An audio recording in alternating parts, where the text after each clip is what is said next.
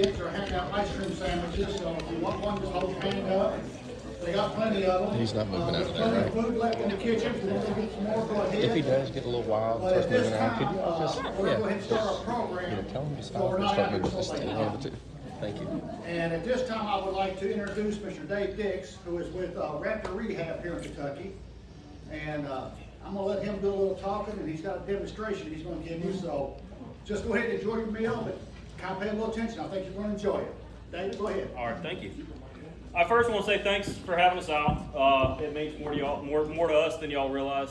I don't know if you know it or not, but first time I've seen most of y'all, and walking into a room like this, it's pretty cool when you walk into a room and you know you can pretty much be friends with whoever you're looking at. That's a pretty good thing. So first, I want to say thanks to the farmers. I like to eat, and without y'all, we couldn't do it. So thank y'all for doing what you do. Second, I want to say thanks to the vets. If there's veterans in the room, I sincerely appreciate your service. Tonight is going to be a special night for you. So let me get the start of the show out, and then I'll start talking a little bit.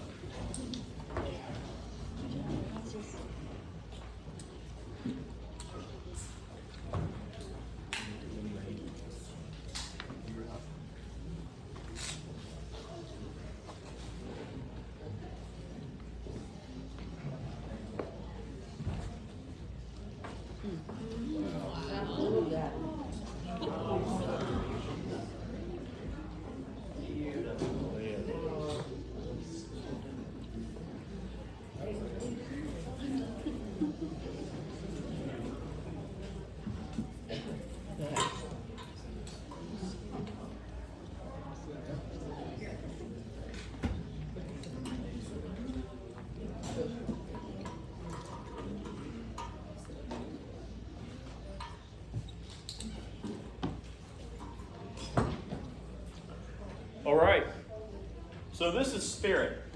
Spirit is a bald eagle, obviously. For those of y'all that don't know who we are, we're Raptor Rehabilitation of Kentucky.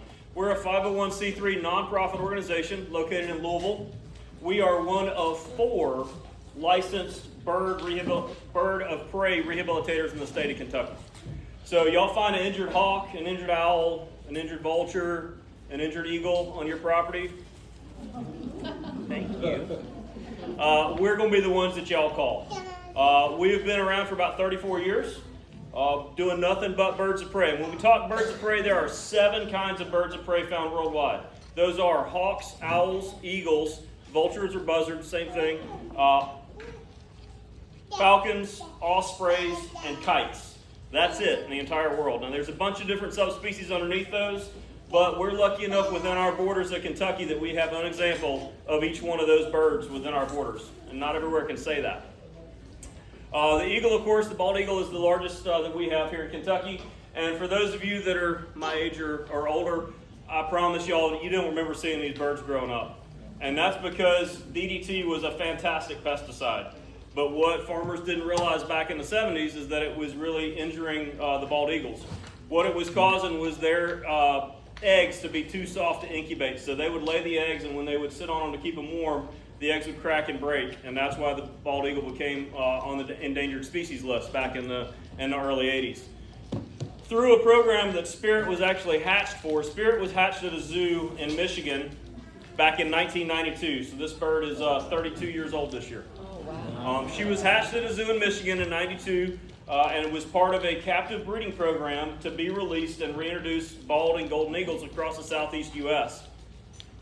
She was raised by her parents in that zoo in Michigan, and when she was old enough to fly, they took her down to eastern Tennessee and they released her. Her first flight was not very graceful. She flew directly into a tree and broke her collarbone. She'd never seen a tree before because she grew up in a zoo. So another organization like us took her in, and they fixed her up. They got her ready for release. This time they put a radio beacon on her. They let her go. She flew from eastern Tennessee almost all the way to Augusta, Georgia, about 450 miles without stopping. When she finally stopped, they sent Georgia Fish and Wildlife out to check on her, found her at half the body weight she should have been, so she was not hunting. So that other organization took her in, made her an educational bird. She was with them for 25 years. She's been with us now for 7 years. So she is an incredible ambassador of her species. Now here in Kentucky, the eagle numbers have come back dramatically. I'm sure that y'all are seeing eagles. If you haven't, you're hearing of people seeing eagles lately. In 2006, Fish and Wildlife went out and they did an eagle nest count through the entire state. They found a total of 81 nests in 2006. In 2019, that number had increased to 187 nests. And this year, they have only surveyed the central and western part of Kentucky, but we're now at 223 nests, just in the eastern, or the middle and western 2/3 of the state. So they're right on the comeback, which is great. Now we typically at our facility, we see about 12 eagles a year through our doors, about a dozen a year. It used to be, back when we started in 1990, it was very few and far between. They're much more common, which is as to be expected as their population increases. Eagles in Kentucky will typically, we have both permanent residents and migrators that come through Kentucky. The migration has absolutely nothing to do with temperature at all. If you've ever seen a television show ever about Alaska, you've seen that eagles are like pigeons up there. But you've never wondered until I'm about to say this next question. Why don't eagles get frostbite? Well, they have a very special cardiovascular system in their feet. It works just like a fuel to oil heat exchanger that you might find on your tractor or your radiator in your car. What it is their veins and their arteries crisscross all through their feet. So that cold venial blood going to the heart is actually warmed by the arterial blood coming from the heart, and it provides them automatic heating in the winter to keep their feet warm. And in the summer, it works in reverse and keeps them cool. So that's why eagles don't get frostbite and why they can live in Florida in the summertime and not have any issues. So temperature has absolutely nothing to do with whether or not the bird's going to migrate. What it does have to do with is food source. So if they have food to eat, they will stay year-round. Eagles are very opportunistic eaters. Not only will they catch things, and everybody's seen that beautiful video of an eagle swooping across a lake and catching a fish out of there, but they will also eat dead stuff just like a vulture or a buzzard does. One of the big issues that we're seeing with eagles is 95% of the eagles that come to our door have some level of lead poisoning. So eagles get lead poisoning by eating something that has either been shot with a lead round or a fish that has ingested a lead sinker. Now I don't want y'all to misunderstand me. I am by no way, shape, or form anti-hunt. I absolutely go out and hunt, but if you're going to use lead, please understand that it only takes a piece of lead the size of a grain of rice to kill an eagle.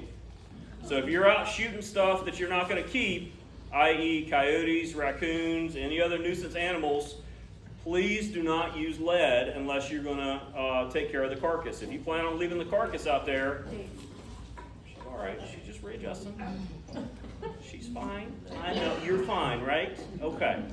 So, if you're going to leave the carcass out, please use a lead alternative. Use steel, use composite, use titanium, use something other than lead. And if you're out deer hunting, bury the trauma area for us.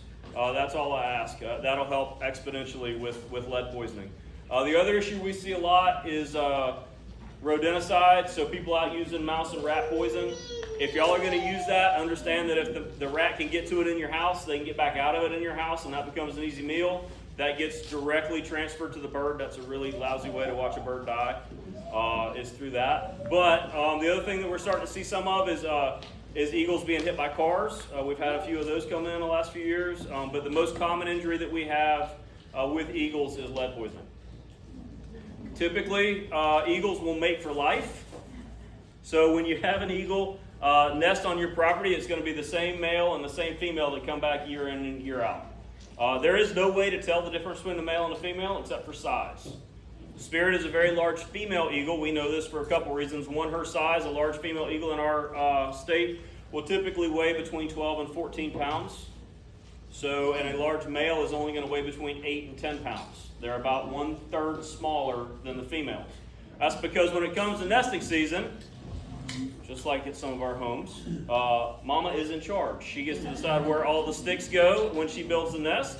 He's out running and grabbing the small sticks, and she puts them where she wants them in the house. That sounds familiar. But then when the babies are around, the male is oftentimes in charge of getting the groceries. So she protects the nest as a larger animal. She protects the babies as they grow. and he's out catching the groceries. So that's generally why you see some of the size disparity between males and females. Juvenile bald eagles will not get their white head and their white tail until between their 4th and 5th year of life. So after their 4th birthday, they'll really start to get that white head, and they actually also have a brown beak when they're juveniles. Their feathers are actually bigger, so a first-year eagle will look bigger than an adult eagle. It's because they kind of need training wheels. That's a lot of bird. You've seen her spread her wings, and when they're first learning how to fly, they need those bigger feathers to be able to learn how to actually fly and do eagle things. So when that happens, their 2nd year, because every year they'll lose all their feathers, not like poof and they're naked, but just like a chicken where they'll lose one on each wing at the same time and one on the tail at the same time. Those 2nd year feathers will grow back in, and it's sort of like starting in a minivan and then moving on to a sports car, her 2nd year with those feathers growing in. So that's a little bit about eagles. Generally, eagles will stay within about a 5-mile radius of their nest unless they're migratory. If they're migrating, they may be looking for new territory. Our largest population of migratory and juvenile eagles, because before they hit their 4th and 5th year, when they're ready to start looking for a mate, a lot of times they'll group up together, and you'll see big flocks of them in the wintertime. Our largest area that occurs in here in Kentucky is down at Land Between the Lakes. You'll have flocks of maybe 60 to 70 eagles flocked up, and it'll look like Alaska down at LBL. It's pretty neat.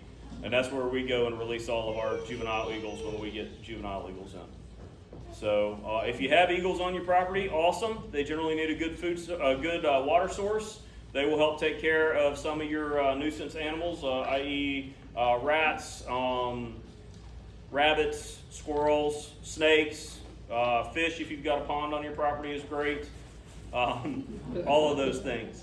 So, but that's a little bit about spirit. What we do at Raptor Rehab is we take in sick, injured, and orphaned birds of prey. So we are your first line of defense if you find an injured hawk on your property, as an example. Thank you. She had to lighten up a little bit. So we're the ones that you call. We've got some brochures. The phone number for us is on there. So if you find an injured bird of prey, don't hesitate to call us. We'll figure out how to get it to Louisville. And if we can fix it, we'll take it right back out to your place and release it when it's ready to be released. Right now, we average between 450 and 500 birds a year through our doors. So it is busy. We are, like I said, a 501c3, and we get no funding whatsoever from the state or the feds. It is all through private donation.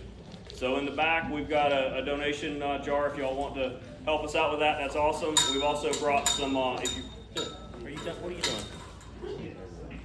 We've also brought a basket full of eagle plushes back there if you have a child that really fell in love with spirit. All of the donations and the cost of those plushes will go right back to taking care of the birds. A bird like Spirit costs us about $8 a day to feed her. So, pretty expensive. But, yes, sir. You said something about vultures. They're not a bird of prey, are they? Yes, sir. So, buzzards and vultures are considered birds of prey. But they're not really, are they? So, let's define real quick. We'll define what a bird of prey is. There's 3 things that make a bird of prey a bird of prey. The first are these giant talons. The second is a very sharp hooked beak. And the third is the fact that they only eat meat. The big difference between buzzards and vultures and other birds of prey is that vultures and buzzards only eat stuff that's already dead. That's the big thing. Yes, sir. Well, now, here in Kentucky, we only have turkey buzzards and caribou crows, correct? So we have 2 species of vultures in Kentucky. We have the turkey vulture and we have the black vulture. The black vulture is the newer vulture that they're smaller, yes sir, and they have a black head instead of a red head. So I know that this is a sensitive subject with calves and other stuff, so let's just go ahead and get it out in the open. We'll talk about it a little bit. So look, 100% for y'all protecting your livestock, 100% behind it. My fear, if we open up shoot on sight for black vultures, is the individual shooter being able to tell the difference between a red-tailed hawk, a turkey vulture, a juvenile bald eagle, and a black vulture. Because unless you know what you're looking at, it is very, very difficult to be able to do that. So How do we protect our livestock without shooting it? Well, there's a couple ways. Number one, understand that historically in the state of Texas, all they have had is black vultures. And they got a lot of cattle in Texas. A lot of cattle in Texas. So the way they protect their animals in Texas is, and that's where my wife and I lived in Texas for about 5 years before we moved to Kentucky. First, they use creative land management, so they move their cows around on a routine basis. Second, they do their very best to bring their cows inside when they're getting ready to give birth. And third, they use livestock protection animals like donkeys. Those work pretty well. If you're worried about chickens, and we're talking about losing chickens to red-tailed hawks and great horned owls, there are a couple ways to protect yourself from that. So number one, if your chicken coop has power, you get one of those inflatable wavy arm guys that you see at the used car lots, and it does this all day, and the birds cannot predict its movement, and they'll leave your chickens alone if you have power. That's a great way to do it. If you don't have power, or you're using a chicken tractor or something that's moving your chickens around, I've got a good friend that's running a chicken farm in southern Indiana, and they have had great success. They've cut their losses by more than a third by using coyote decoys. So getting online and finding a good coyote decoy, that seems to be working really well to keep the red tails off their chickens as well. So there's a couple of suggestions on how to do it without shooting them. Understand the big difference between turkey vultures and black vultures. Turkey vultures have an incredible sense of smell. They have a giant nostril in their nose. They can smell a single dead mouse from about 600 feet. So, that's pretty impressive. The black vulture does not have the same sense of smell, but what they don't have in sense of smell, they make up for in aggression. They're very, very intelligent. They are quite possibly the smartest birds that we have in the state. Those and crows are pretty close.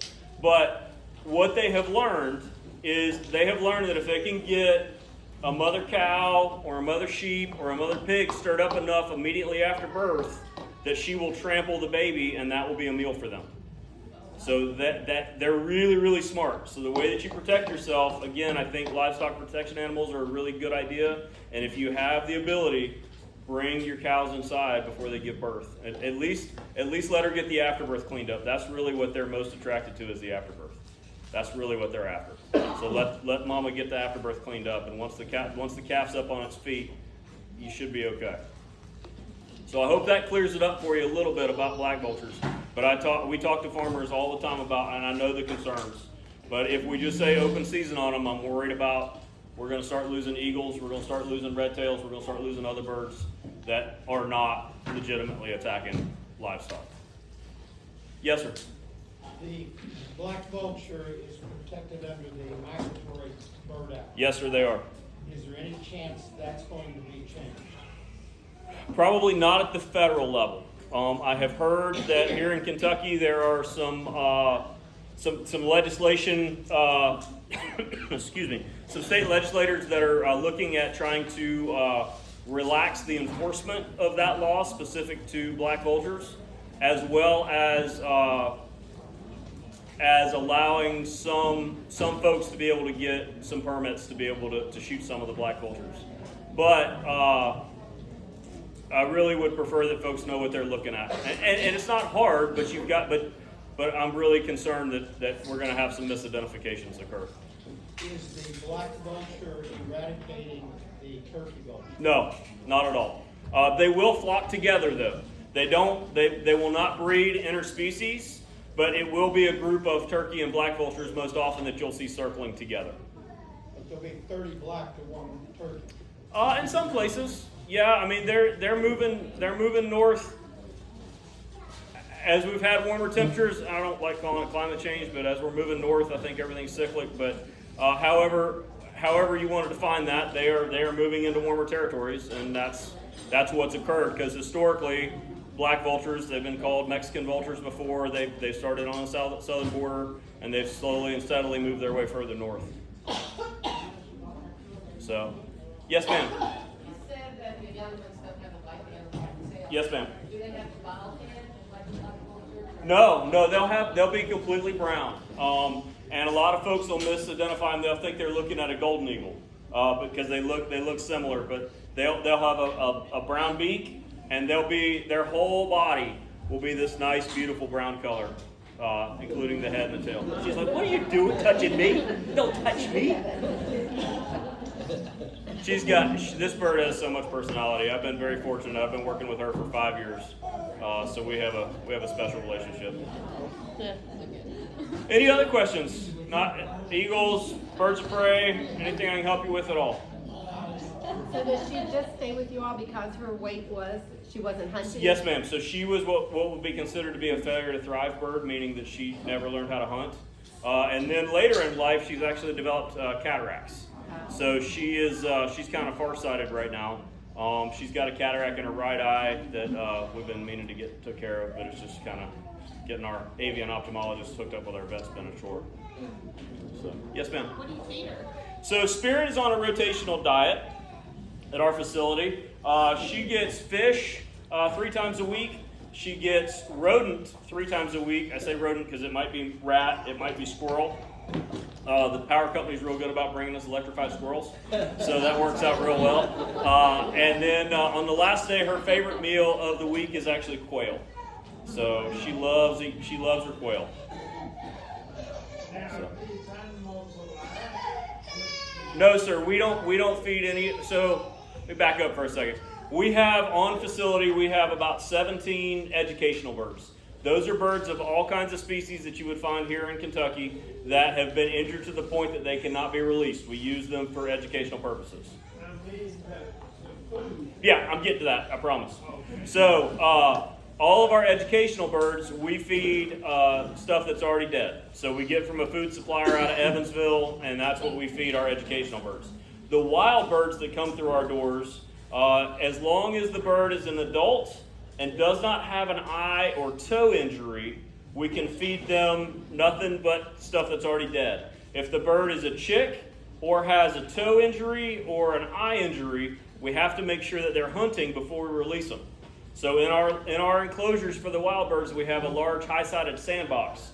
And once the bird looks like it's ready to go, we start feeding nothing but live mice.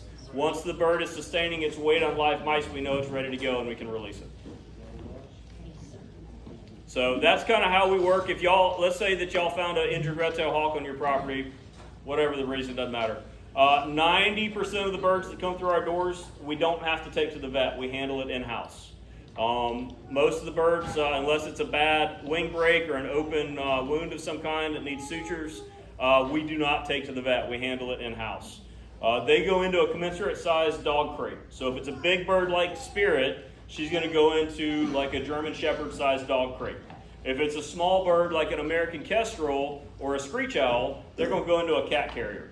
And we're going to fix whatever's going on with them, and then once they're feeling better, now obviously they're not going to be flapping their wings a whole lot, so they're going to lose a lot of that pectoral muscle strength that they require for them to fly. So from there, they get moved into what's called a jump box. And it's just that. It's a box big enough that they can jump around in, start to spread their wings, and start to flap a little bit. From there, they get moved into a flight enclosure. And our largest flight enclosure on property right now is 16 feet wide, 20 feet tall, and 70 feet long. And that's where we put our eagles, our red-tailed hawks, and our vultures go in there. Peregrine falcons as well. But then they fly back and forth, and we help them rebuild and retrain those muscles, make sure that they're flying okay. And once they're sustaining their weight and are flying good, we know they're ready to go. We take them back out to exactly where we got them because we want to make sure that their populations in that area of the state stay the same. We cut them loose, and they're back to being a wild bird. Yes, ma'am. Is that kind of what happened with Spirit 35 years ago?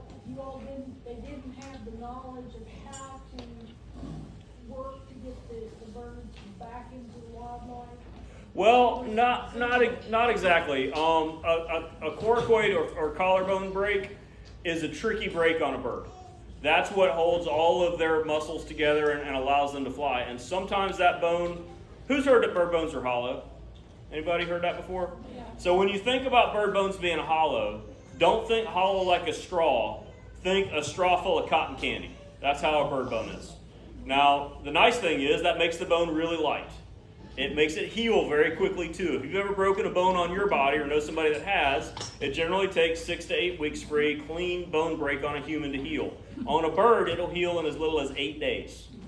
and you get one chance to get that bone lined up.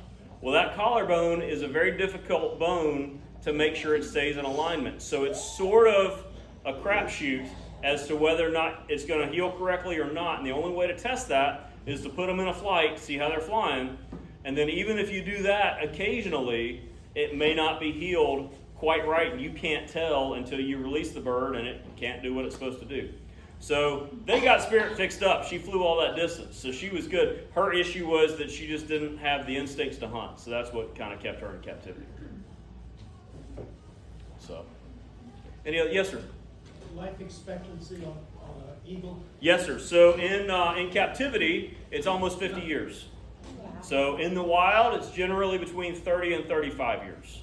It's a little backwards of dogs. You know, usually the smaller the dog, the longer the lifespan. With birds of prey, it's the complete opposite. The smaller the bird, the shorter the lifespan. So an American kestrel, as an example, will usually only have about a 4 to 6 year life expectancy in the wild. But a big bird like Spirit can live 35, 40 years if they're lucky. So, yes, sir. There's a little island that's in the southwest, I forget what it's called, but is it smaller than our screech owl? Yeah, there are, the saw-whet owl is smaller than our screech owls. To give you an example, an eastern screech owl weighs about the same as a stick of butter. So that's about how big they are. Their wingspan is, about 10 inches or so. So they're pretty small. They're little fierce. They're little sky ninjas, though. Don't let them trick you. But a saw-whet owl weighs about the same as a tennis ball, and that's the smallest owl species we have here in Kentucky. Any other questions? All right. Yes, sir. We do. We do have screech owls. When I was younger, it seemed like there were a lot on the road that, the cars wouldn't hit it. Yep. That's still happening quite a bit.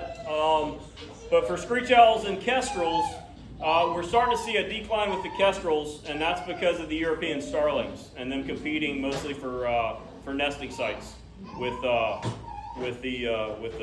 starlings. So, all right. Well, I want to say thanks for having us out. Make sure you visit the back table.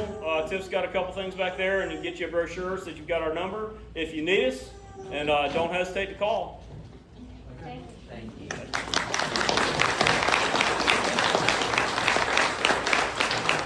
Hey, you get the napkins from Tiff so I can clean up.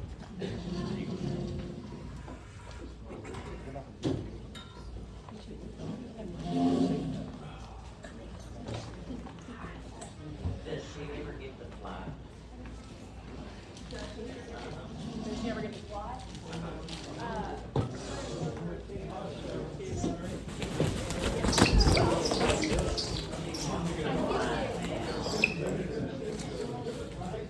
He saw Dean move. That's So she can fly in her own. She can, yes, ma'am. She can't fly well enough to be released, but she can fly. Okay. And when she's doing that, can you feel the power in her? Yes, ma'am. It's kind of like having two milk jugs jump out of your hand and take off.